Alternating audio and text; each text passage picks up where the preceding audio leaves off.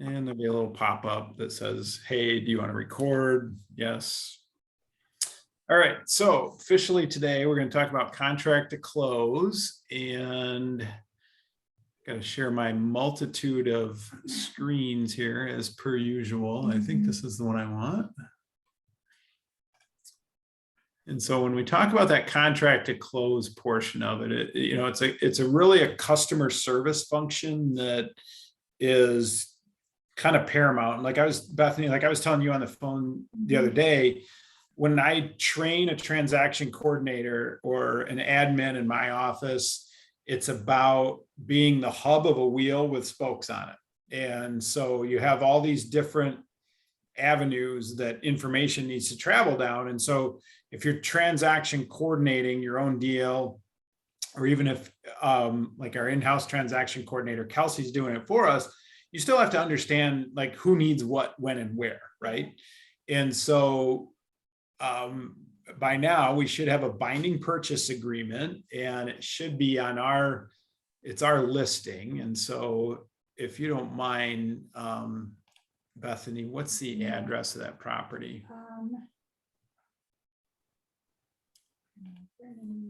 I know it's in Paris, Michigan. Yeah, so. it's like a weird. Oh, here it is, 230 Paris. Okay. There's a lot of, John, are you seeing this on your screen? Yep, I'm seeing it. Okay, cool. So she went through the ropes of getting the listing documents filled out. We've trained on that. We've shown this on .loop, where to initial and sign.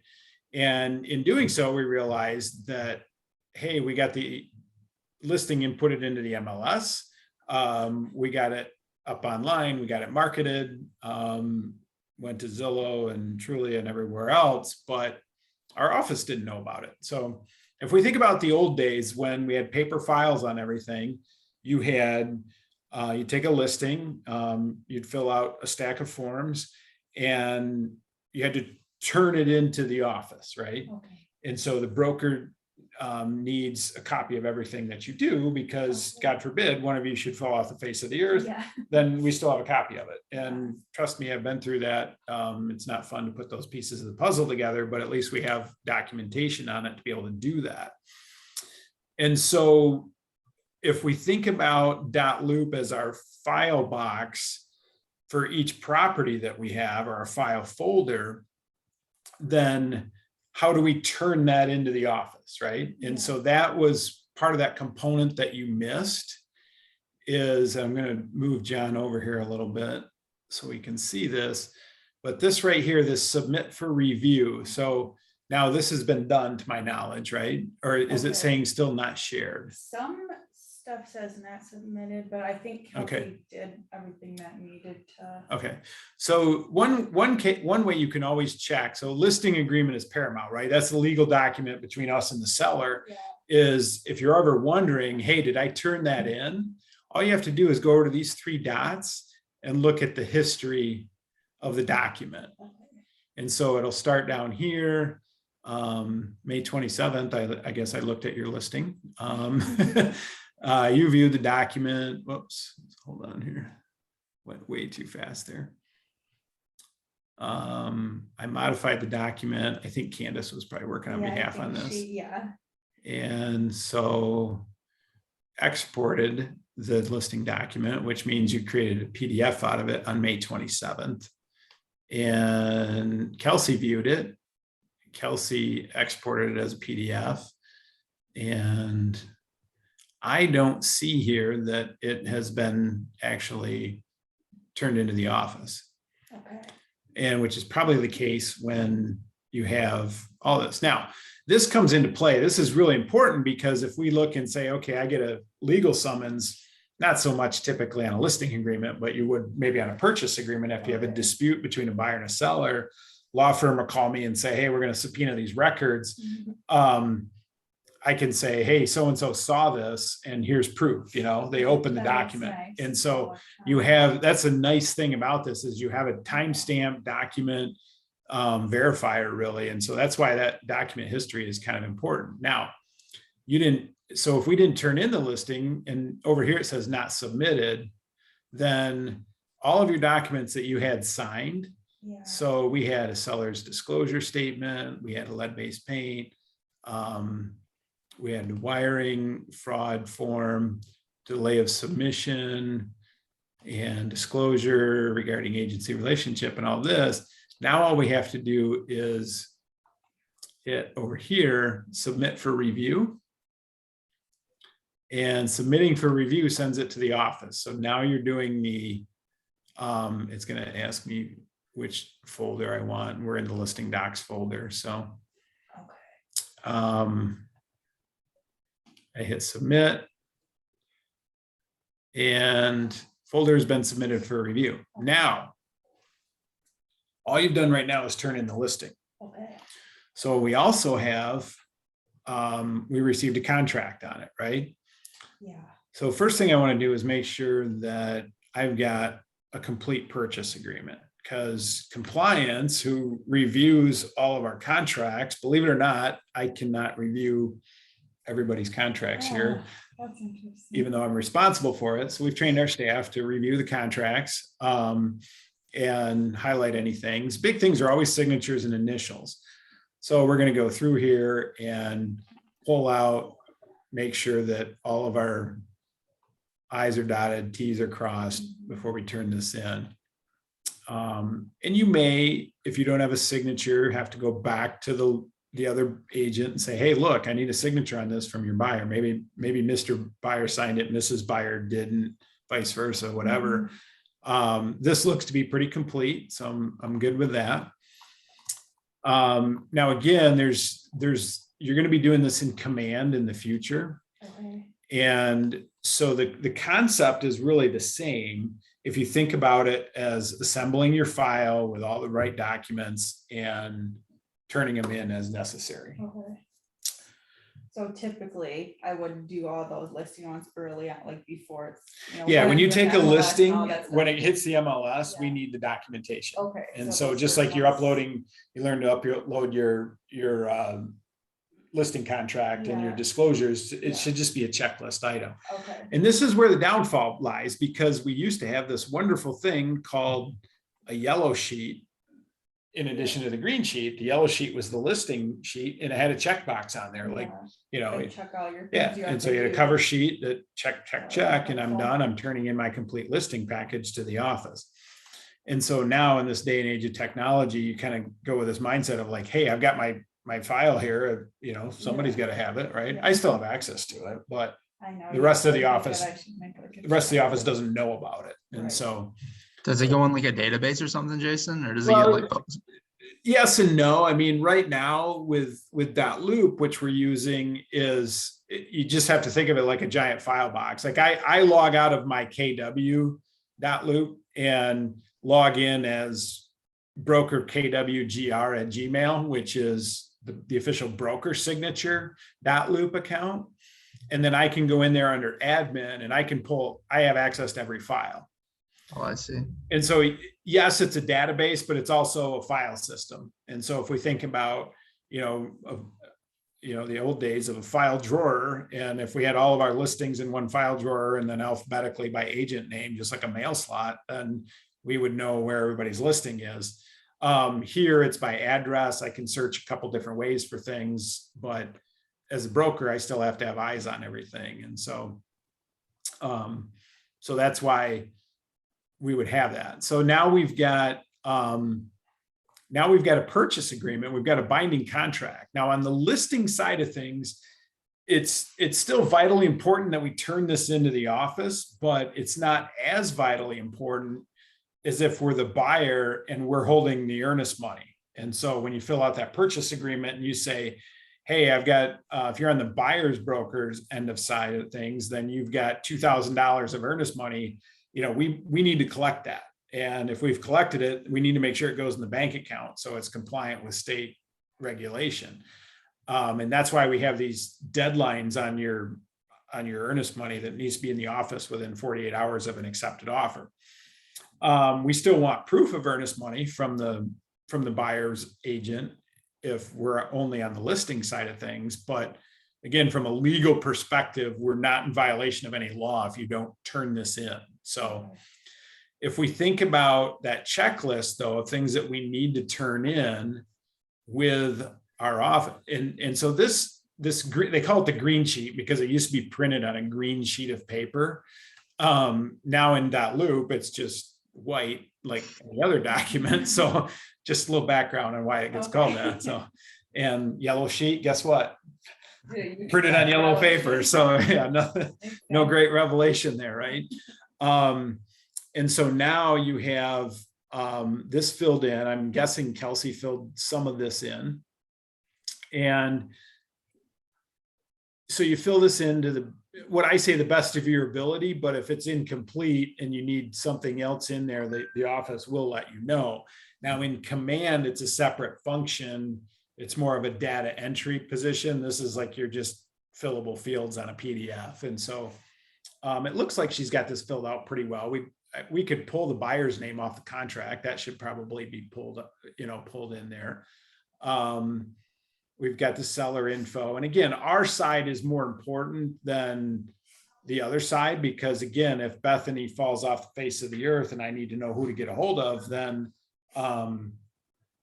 it's helpful to at least be able to reach our client. And so I think they used to have like data, like phone numbers and stuff on here. They may have even taken that off. I don't know. So, but and you can see here, well, let's just start from the top and go through this so you have an understanding of what we need to collect. And so the closing date pulled from the contract, and this is really quite amazing, 4-day turnaround time that, we're gonna be able to close this that quickly, but I'm understanding that title work is in process. Title work is in process. They're waiting to get that mortgage payoff, and then and so how come it got so, why is it going so quick? the buyers just want it to, so we're gonna try. Oh, dang. I didn't think so they have like normal financing in. Oh no, it's a cash Or offer. cash, Yeah, otherwise cash there would be deal. no way. Gotcha. Yeah, and title work would be they waived all inspections, so we don't have any due diligence period in there. So Mhm. Gotcha. so class is just typically either property or lease. I don't know what other would be in this regard. So Yeah. I don't know. So sale price pulled from the contract, terms, cash deal. Here you would put, if it was a land contract or purchase money mortgage or something, seller financing of some sort, you could put that in there. And then buyer cost paid by seller. So that would be your seller concessions if the buyer had asked for the seller to pay anything. So data here, MLS number, year the home was built. It gets a little redundant in here because you've already, put the address somewhere else, I think, but you've got property info. You've got residential here. It's not any type of class of anything other than, it's a single family house. It's not a HUD home. It's not a short sale. It's not bank owned, and so on and so forth. So, and then you get into commercial property. They want to know different classes of commercial and whatnot too. So let's go get that buyer name real quick. Do you happen to know it offhand? Or I don't. I suppose I could look it up on our phone. I just don't. Yeah. I don't want to back out of this if we don't have to. Let me just pull it up on here. I've looked at it many times, but I don't remember off the top of my head, of course. Yeah. All right, let's see.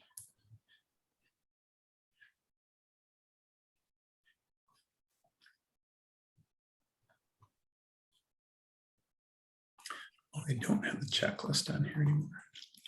Oops.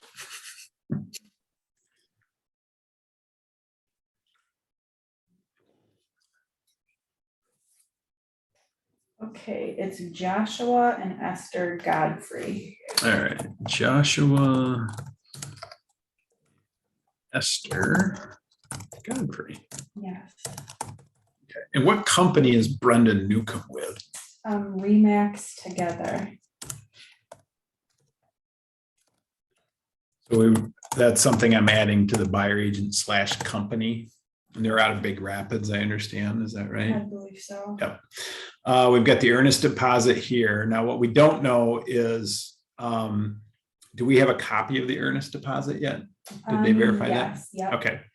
So you would check this. Did we receive a check and a check number? On the buy side, you're going to know this because you're the one collecting it. Okay. But if we verified it, great. I know some companies, including us, are getting a little bit more finicky about sending copies of checks Okay. via email or Yeah. text. But if it's on a verification form, fill in what you know on that. Seller info, we've got Erin Wilcox, and so is she the sole seller, or is Justice also? Okay, Justice Wilcox. it's kind of a cool name. I like Yeah. that. I kind of like his name. All right. We got Grand Rapids title. We don't know the closer name yet because I'm guessing it's probably Yolanda, but Yeah. that's not vitally important there. Yeah.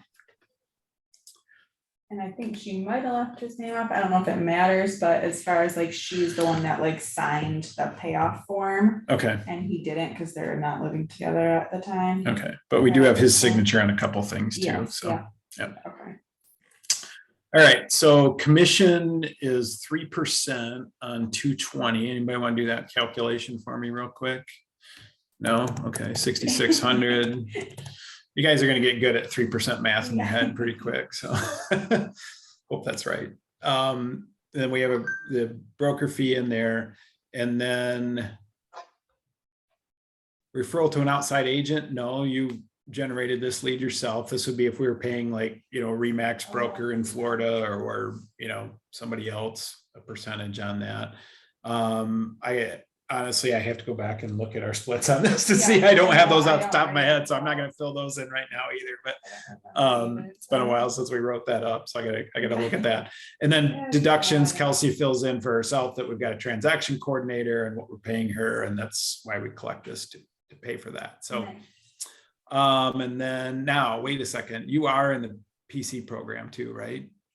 You're in the productivity coaching with Kat? Oh, yes. Okay, so we do need to mark yes on that. Oh, yeah.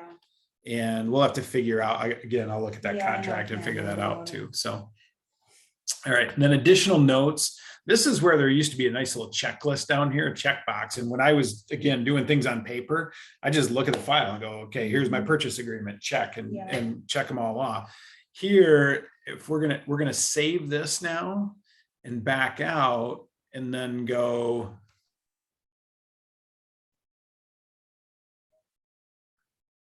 down here, you have an office listing task list, office list side pending task list. So that checkbox is down here now. Okay, so that's just at the bottom of. Yeah, and so this doesn't change the contract at all. You can go here and go clean sheet, purchase agreement.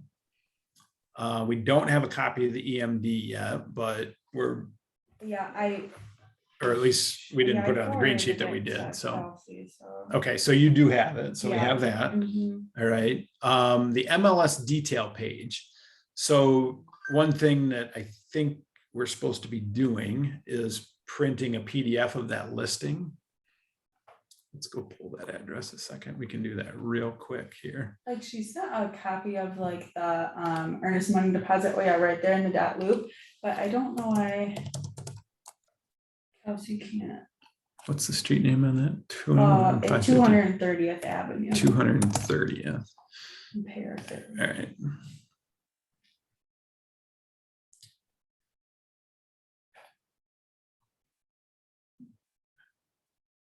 All right, so here's our house.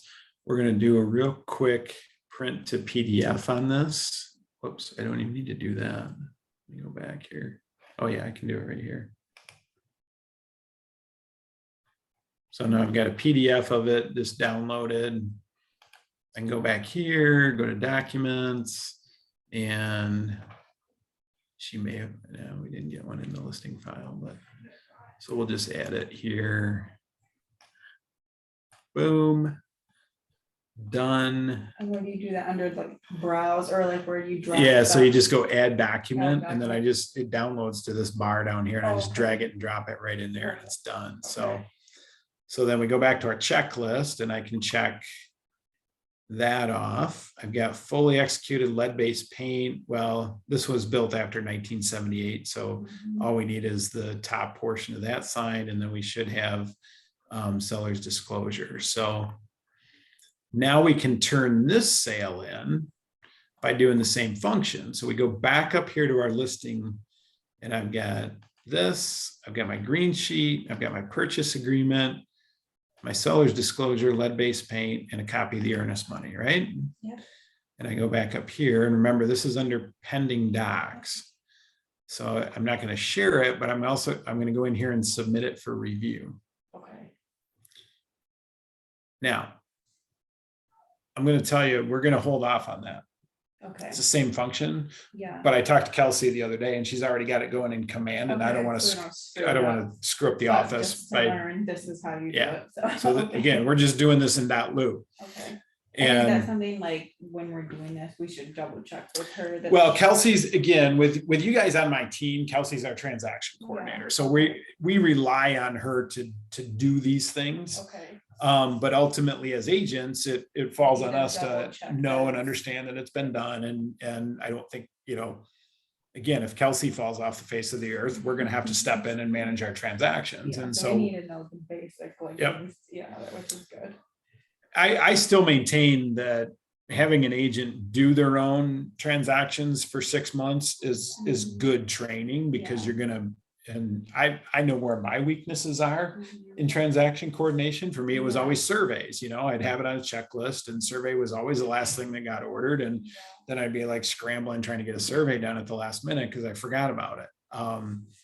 That's why we have Kelsey. So, Yeah. but it's good to know those things. So then you would do that. You'd submit for review. Now you've turned the pending sale into the office. Okay. Now I see on the MLS that yours is already pending here. So if we slide John over here and I go Yeah, back went and did it here. after we talked that night. Yeah, on that's the phone. fun. That's always fun, Yeah. Obviously, current regulations are, do we remember how many days you have to? 3 days. 3 days, yep. And you have 3 days to pend it by GRAR regulations. I typically get sick of phone calls and showing requests, so I like to pen mine right away. Other agents don't want time off the market in case inspections go bad, and so they try to milk that a little bit. That's I guess a personal business decision for the agent. I prefer for us on our team that we just do it, get in yeah. and pend it and be done with it. So we've got it pended there. And were you able to name her so she Yeah, showed up? yeah. That was one thing I wasn't sure of, Yeah. is if she being on a different board, Brenda would show up, but it looks like you've got her named as the buyer's agent. So John, and those of you watching at home, you can go over here and click this little arrow and go to edit listing. And that will bring you up to here. And in here, there is a edit current status. And in lieu of back on market, there's a quick, easy button here, because we've already pended it. It's not there, but if it is active, then you would click on this and it would take it right to that pending screen. So you can add the closing date and the buyer's agent and be done. So that's the quick way to pend it on the MLS. Now we kind of have to think about what else do we need to be doing, right? Yeah. Where do we go from here? Right. You've got your contracts in place. Now we think about, what do we do with the contract? Well, inspections are the first thing. And on the listing side, you as a listing agent don't have as much responsibility for action right away as the buyer's agent does, but we need to think from both sides of the transaction, right? And so if I go back here, we're not relying on any checklist here, right? You've got office listing task list and office pending task list, but you can make new lists in here, right? I can add a task list here. And so I think it'd be a good idea if we were going to work entirely in .loop. Why is it not letting me here? So this task list is, we have a template for that. Pretty much, I mean, obviously there's a procedure of things that we need to get the contract, or a purchase agreement rolling or whatever like that, to get the transaction through. Those tasks are all just kind of a template. Yeah, and so Kelsey, we got away from it because Kelsey has her own task list, but like if you look here on Okay, my I see. team, you have, with me as your co-agent on these, you'll have access to listing and post-close tasks list. So Okay. So everything we just did was pretty much Bethany getting ready to is pretty much submitting all this information to to the office, like what we were saying. yeah, basically you did the admin function of turning it in. So Gotcha. and oh, that's where it was. I kept hitting new task list and it didn't do anything, but it actually populated it down here. So here you have a checklist. PA received. Well, we've got that.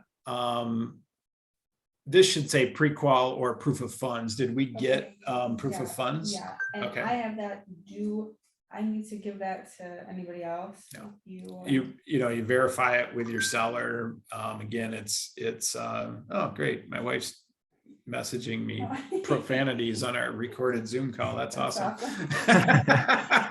I can't see Welcome to anything, so- cyberspace, folks. Anything can happen. So we'll be here all week. So did you see that pop up there, John? I didn't know. Okay, I missed it, unfortunately. Well, good. Maybe it didn't show up on the screen. So that was funny. Anyway, Okay, but yeah. So I will- Bethany, you received this offer when? On Sunday night, or, yeah, Sunday during the day, and then we did a counter offer. Oh, okay, gotcha. So Jason, when does all this stuff need to really be done then? Like within the week, or is there a time frame? well, yeah, there's a time frame on everything, and some of this stuff, like obviously you're not gonna, be able to issue a clear to close until the lender says so, but Right. it's a checklist so you know that you've got done what you need to get done. So here we've gotten a listing, or we've gotten a purchase agreement in. We verified funds in the form of proof of cash. We've accepted or counter offered the purchase agreement. We've got the EMD in. Now it's telling us it's time for happy hour, so we might as well just start drinking. So We're out. usually the profanity comes after we start drinking, but Today before. yeah, no, there was a scheduled thing with some realtors group that popped up there. So I gotta go, guys. We'll see you later. MLS updated to pending within 3 days of acceptance. So again, these checklists, I see, they're yeah. meant to help you. Has the PA been acknowledged? So when we talk about, if you remember, we talked about those 3 signature lines on the purchase agreement. You had an offer and you countered it, which the buyer accepted. Yeah. And then we had to go back and get that Like very bottom line. So has it been acknowledged? That's your bottom line signature on there. So that's what that means. PA final sent to the other agent. So again, when we think about spokes of a wheel, Mhm. okay, so the purchase agreement needs to obviously go back to the other agent. Yeah. And the lender. Well, it's not our lender. It's a cash deal to begin with, but it's not our lender. And so if you're on the buyer's side, you want to make sure your lender, your buyer's lender, knows that they've got a purchase agreement, right? Okay. So normally, if it wasn't cash, I would need to sign that or send that purchase agreement to their lender.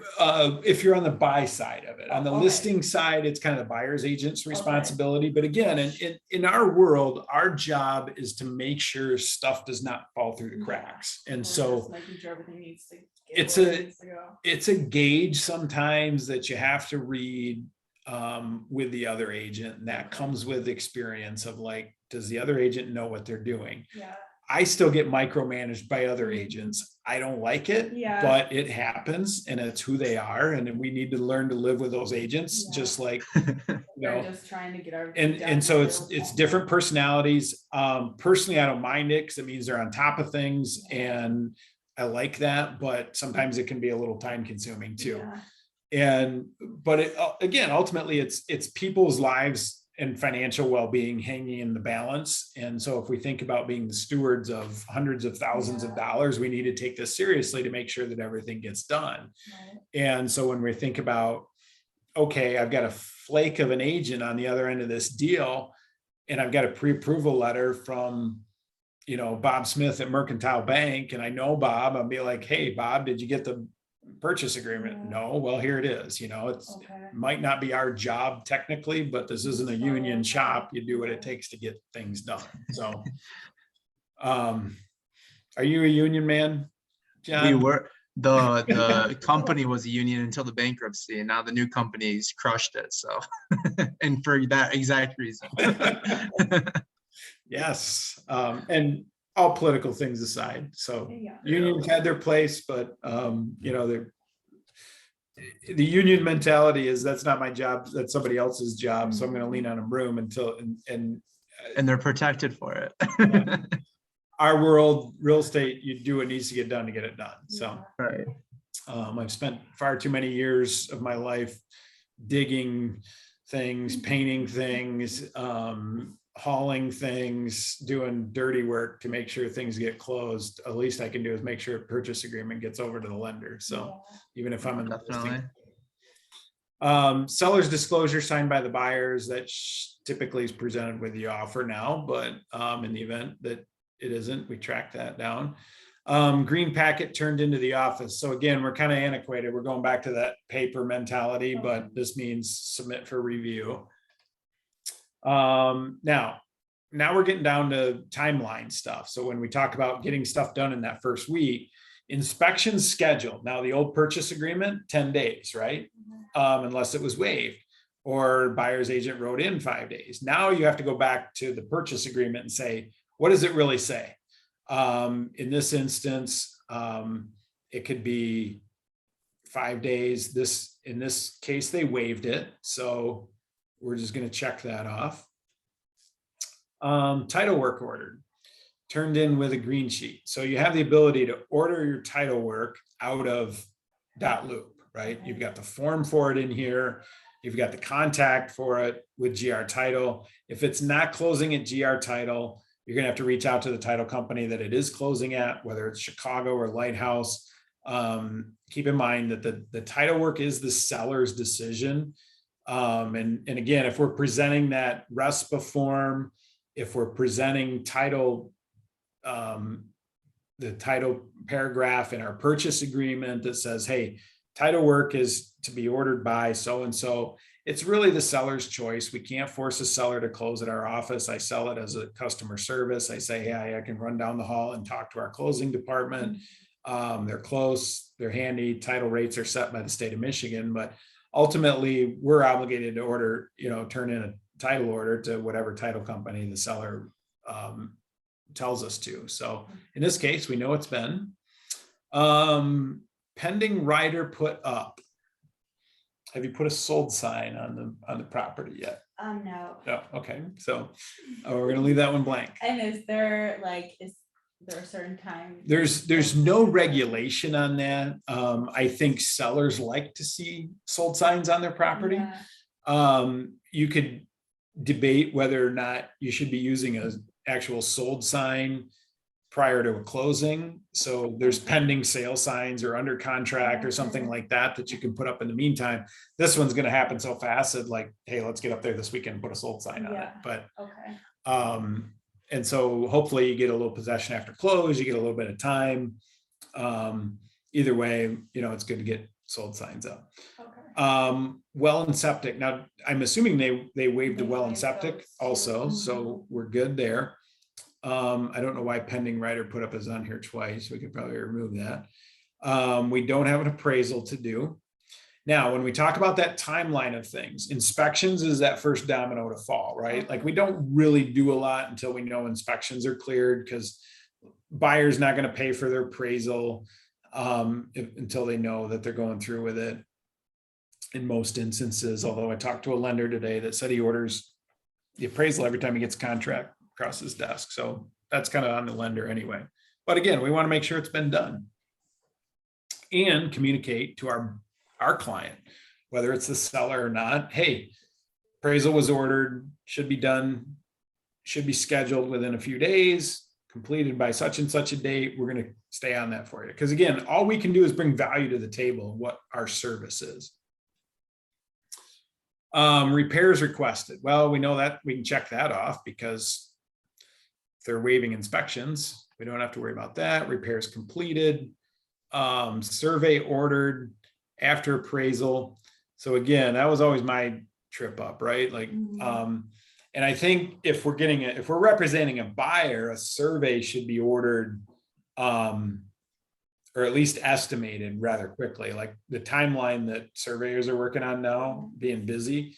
And again, that may change here as the market continues to shift. But I really think that we owe it to our clients, if there's a survey in the contract, to at least get the estimate so we can pull the trigger on it once we do clear things like appraisals and inspections. So when do you set up like an appraisal? Is it the same time well, like on the lender's actually responsible for that. So okay. buyer pays for the appraisal through the lender, and the lender orders the appraisal.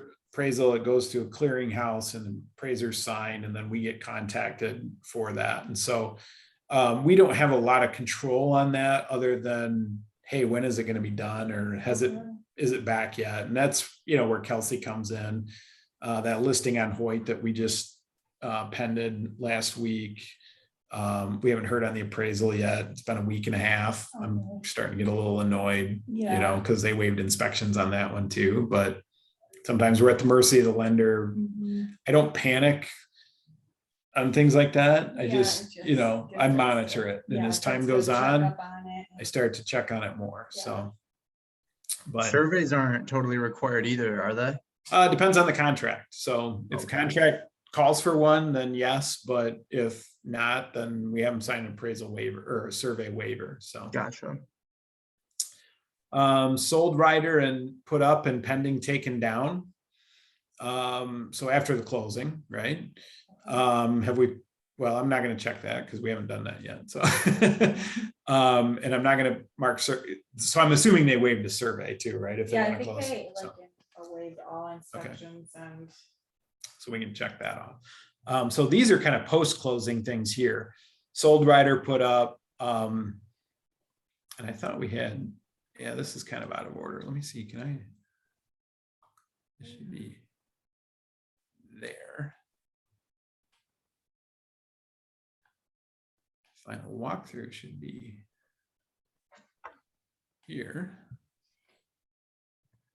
Yeah, so when did they do they do a final walkthrough with it? Like, this is so quick, like they may or may not, and it's kind of customary now. The purchase agreement calls for it to either have the ability to do it or waive it. They may still do that. So and would that be something their agent like talks to me about, or it's just it has to be? They should. I mean, it'd be like scheduling a showing basically to come through and do that. So and that's typically like before close, like they go walk through it one more time.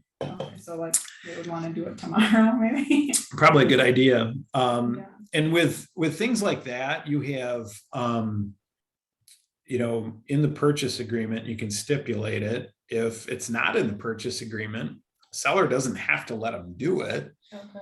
But then that whole, oh my gosh, what are you hiding mentality comes out. It's like, so it's usually best if, to let people through regardless, but now the purchase agreement states whether or not they can do it or not. So, so right now we have title work ordered, but I would also go as far to say that we should have in here, let me see if I can remember how to add an item to this.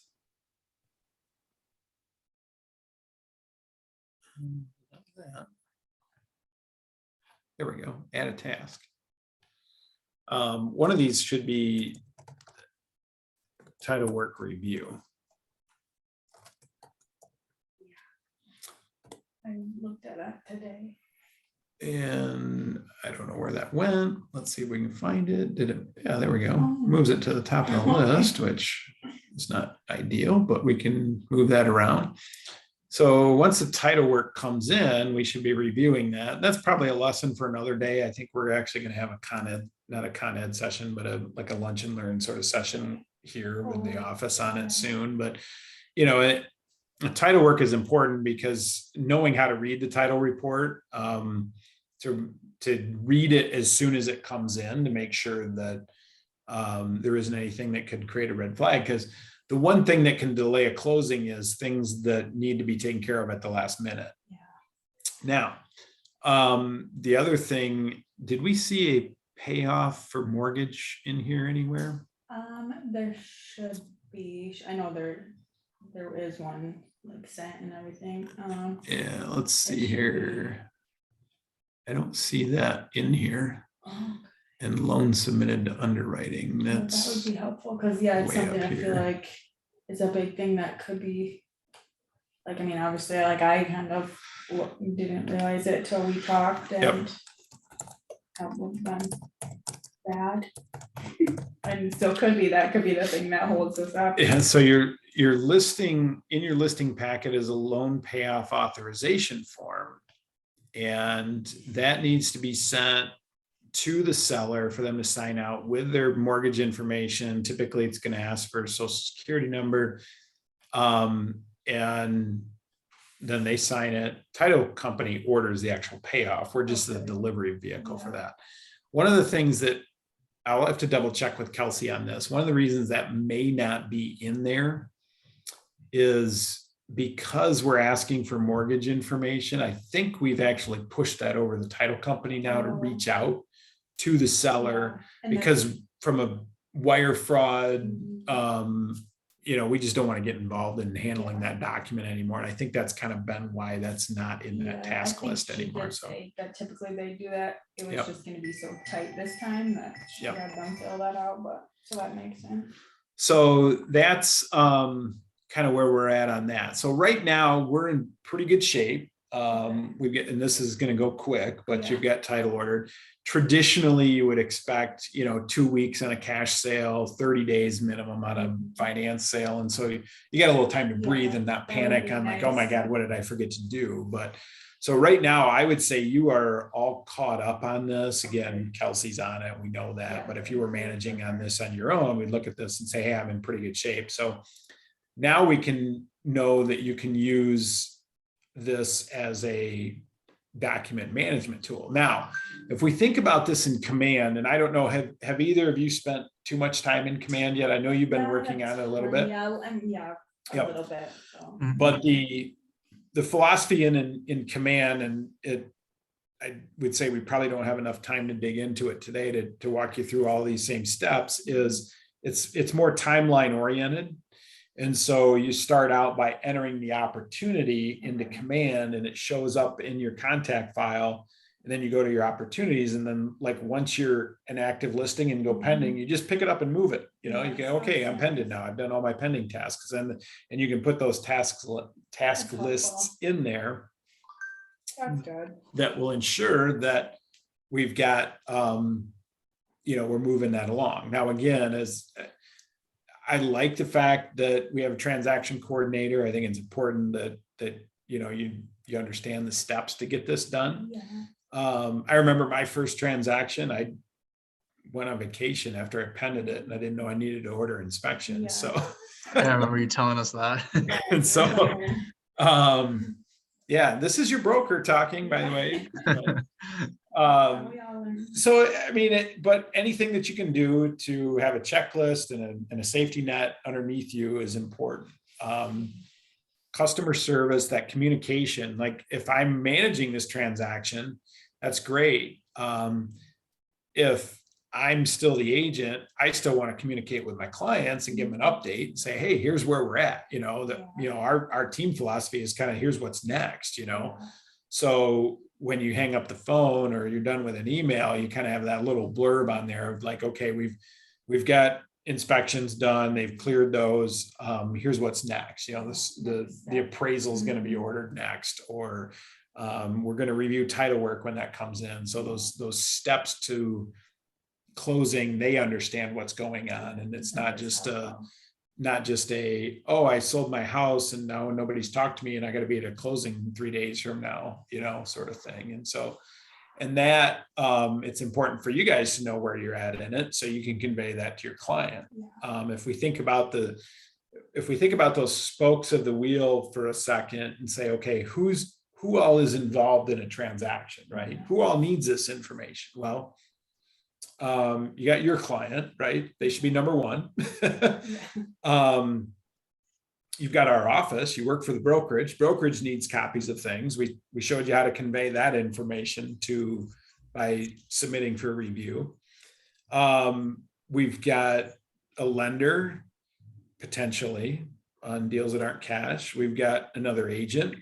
We've got either the buyer or the seller on the other end of the transaction. Now, again, from a professional protocol standpoint, we should realize that that's that other agent's responsibility to deliver that information. And so we would step back from that and say that's not really our communique on that. We've got a title company. We've got a surveyor potentially. And so there's all these bits and pieces, and an appraiser is probably going to want a copy of the contract. Sometimes the lender will supply that to them. The appraiser may want to know, hey, did you have multiple offers on this? We've gone as far as to prepare comp packets and leave them at the house for the appraiser. Other than that, we don't get too involved in communication with them. But there's a lot of little things that need to be done. And so we can make sure that we're doing those little things. And keep in mind, as the market shifts, and I'm trying to inject this into all of our conversations to understand that the days of going out, listing a property and saying, I've got all offers due by Tuesday next week, and reviewing 10 offers and putting a sold sign up and sitting back and waiting for it to close are probably coming to an end. So the one thing that we can bring to the table, that value that's going to set us apart, is customer service. Yeah. Customer service, communication, all those things, dotting all the I's, crossing all the T's, so things do not fall through the cracks, is so paramount for us, moving forward, because there's still 3,400 choices for realtors out there on our board alone. And, you start doing deals outside the area, Big Rapids, Lakeshore, Kalamazoo, wherever, the choices become, I don't want to say limitless, but, we need to bring value to the table. Yeah. And so understanding the process to sale is one of those things. And, I just talked with a friend of mine today that ended up buying a house, flipping it, getting it sold. And I kind of coached her through it. They did it on Zillow by themselves, and almost accidentally, like they just said, hey, let's throw it up on here and see what happens. And so they were really wildly surprised at how active it got real quick down in Middleville. But on her way out the door today, she said to me, she goes, that was the best learning experience I ever had. I'm not selling without a realtor ever again. So it turned to, and it was actually a pretty solid transaction. Like, it wasn't real nightmarish or anything, but I kind of helped. Goes on. I kind of helped them through the offer selection process, which helps weed out some of the not so great offers to begin with. So, any questions on contract to close? Once you get that clear to close, coordinating the closing with the lender, your client. Again, Kelsey takes the lead on that for our team, but if you're transaction coordinating solo, or maybe she's not in the office and you just, you need to get something done. Again, it's not my schedule, it's the client's schedule is what we work around typically for closings. And again, with the team, you guys have the ability to have a teammate attend to closing for you too. So, okay, nice. But you're going to want to go to your first one. Yeah. So. I Do we have that scheduled yet? Do we know what time? At 3:00 on Friday. Okay, I probably won't be here, so unfortunately, but you'll be in good hands, I'm sure. Thank you. Yeah, Kelsey will. Yep. Yeah, congrats, Bethany. That's awesome. Thank you. I'm excited. Yeah, and kind of counterintuitive to what we think of as, a new agent. Typically you work with a lot of buyers to start with, and so you go out and nail a listing, and so quick, and then heck yeah. Just like real quick turnaround. So, and I thought it was one that was originally overpriced. So I thought, oh, I'm gonna have to talk to them about reducing the price, and it was just so quick. Yeah. So I had one come together too this weekend. So we got a referral as a buyer lead from a guy that I sold a house to a couple years ago, and he's been his roommate. He even came on some of the showings, when we showed the house, and so I knew him a little bit. He called me up. He's getting married in October, and when I first met with him, it was still kind of nutty market, Yeah. and so I'm like, all right, you got to go get pre-approved. They did that. They're good buyers. Here's what we're looking for, the area, set that up. I like messages me that day, like, hey, can we go see this house? I'm like, sure. I got nothing better to do than 6 o'clock on a Thursday night, Right. Go show the house with a smile on her Yeah. face. And so went out, showed it to him. It's a 120-year-old farmhouse. And I'm like, guys, this is, a solid house, Yeah. but it's functionally obsolete. There's 2 dining rooms. There's no front door. There's, crawl space without, vapor barrier, all this antiquated woodwork, fake fireplaces that were built in, I go, is this really what you're looking for? Yeah. Oh, we like it. I'm like, okay, maybe you owe it to yourself to maybe look at least one more house Yeah. before you decide. This one's been here for a week or so, which is surprisingly. And that next day, hey, Candace, can you go out and show them this other house? Went out and showed it to them. They had multiple offers on that one coming in. We don't like that one. We really like the other one. We're ready for this. I'm like, okay, write the offer. Got it negotiated back and forth real quick. Got it under contract. I said, well, you're paying a little bit more than maybe what you want, but sellers weren't really ready to come down too much off of their initial list price and even their price reduction. And maybe you have a little leverage come out of inspections. And I was like, here we go, 120-year-old house, they're going to come back with all this. And it was actually pretty solid, and it was in good shape, well maintained. And they're like, yeah, we're okay with everything on inspections. I'm like, okay.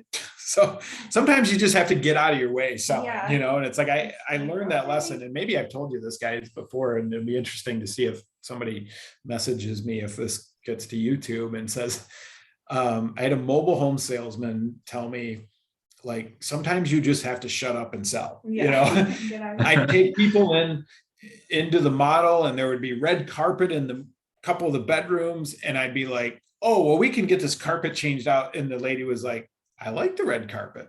Yeah. And so sometimes you just have to shut up and sell. Yeah. And there's a lot of truth to that, and realize that, when you have that opportunity, just, moving the ball forward, getting stuff done is very productive. And I've always maintained I'm never the best salesperson, because I put too much emphasis on talking people out of what they should be buying instead of them talking them into it. But there's success in that too when we have satisfied clients. But there is a buyer for every house, and we have to realize that. Maybe a good point for sure. Yeah, but so yeah, it's not our job to go out and pick apart everything if people like it, and always talk them out of it. But at any rate, so that's going to be it for kind of today. Obviously, any questions? John, pressure's on. I know, right? Gotta get one going here. I got my 2 rookies, and she's in the lead. So I know, it's for sure. I got to step up the game here. Yep. And so next week, again, if we're available, Wednesday afternoon, we can kind of continue the conversation, and we'll figure out a topic for them. Kind of taking it day by day with the way the market's changing. We may have to have a topic about the crashing real estate market next week. I don't know. Yeah, But no kidding. I kid. I think we're going to be fine. And there's a little sticker shock going on with gas prices right now. And I think that's driving a lot of it. So, but at any rate, I gotta stop sharing my screen, and then we're gonna stop the recording.